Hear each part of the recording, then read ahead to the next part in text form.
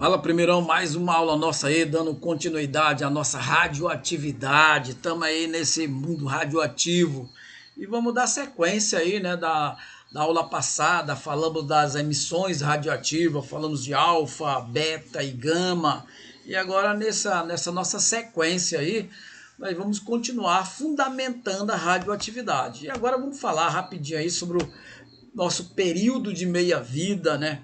Ou seja, meia-vida, que é muito comum a gente trabalhar com questões relacionadas ao período de meia-vida de um núcleo radioativo, né?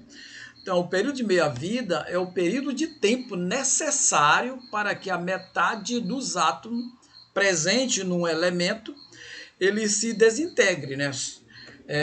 O tempo de meia-vida é a característica de cada isótopo radioativo e não depende da quantidade inicial do isótopo e nem dos fatores como pressão e temperatura. Muito interessante. Então nós podemos dizer aí que período de meia-vida ou meia-vida, né, é o tempo necessário para reduzir uma amostra, né, radioativa à metade.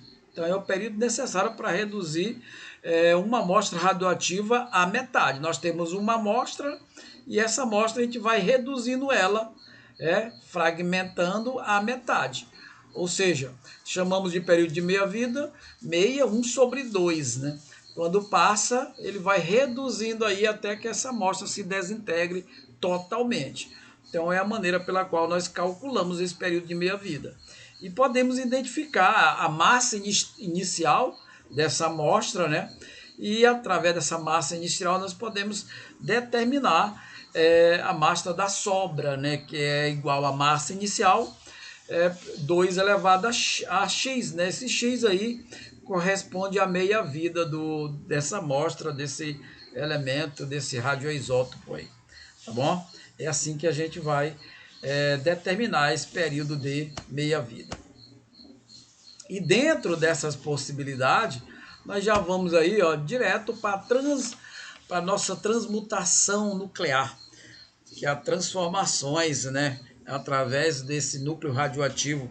E essa transmutação nuclear, nós vamos falar da nossa fissão nuclear e da nossa fusão nuclear, certo? Bem interessante a gente abordar esses dois processos aí.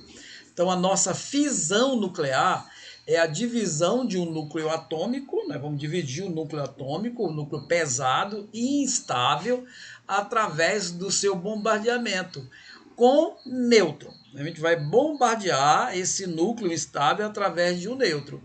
E vamos obter dois núcleos menores. E nêutrons também. E nesse caso, a liberação de uma quantidade enorme de energia. Então, eu tenho um núcleo, uma amostra, né? Esse núcleo atômico ele vai ser bombardeado com nêutron e nós vamos obter dois núcleos menores, né? Duas amostras menores e nêutron também. E uma formação significativa de energia. Olha só esse exemplo.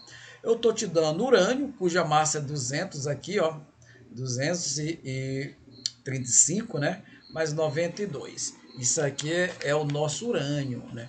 Elemento radioativo aí. Então eu vou emitir nesse urânio aqui um nêutron. Quando eu faço isso, eu vou produzir dois elementos, produzindo o bário e o criptônio. Então, olha só, o bário 142 e a massa e o número atômico 56. E o criptônio 91 e 36 aí. E 3 nêutron, né? Mas 4,6 ponto 109 quilocauls, ou seja, grande quantidade de energia aí. Pessoal, se nós observarmos aqui nessa reação química, aqui é uma reação de Lavoisier, né? Aquela regra de Lavoisier, né? A lei. Ó, a soma dos reagentes é igual à soma ao produto. Então, tudo isso aqui, ó, se eu adicionar em cima, vai ser igual a tudo isso aqui também, que vai ser igual a 236 nesse caso, tá? De um lado e do outro lado também. Então, esse nêutron liberado nessa reação, irão provocar a fissão de novos núcleos. Então esses caras aqui vai atingir novos núcleos. Ou seja, e aí nós chamamos de reação em cadeia, né? Liberando outros nêutrons, ocorrendo então uma nova reação química. Por isso que é um núcleo se transformando em várias reações. Um núcleozinho se transformando em várias reações. Essa reação é responsável pelo funcionamento dos reatores nucleares e pela desintegração da bomba atômica. Então, quando se fala nesse processo de bomba atômica, eu estou falando de fissão nuclear, que produz grande quantidade de energia, certo? Próxima aula a gente vai dar sequência aí para você ter esse entendimento e ver qual é a diferença de fissão e de fusão, tá bom? Até a próxima aí. Valeu!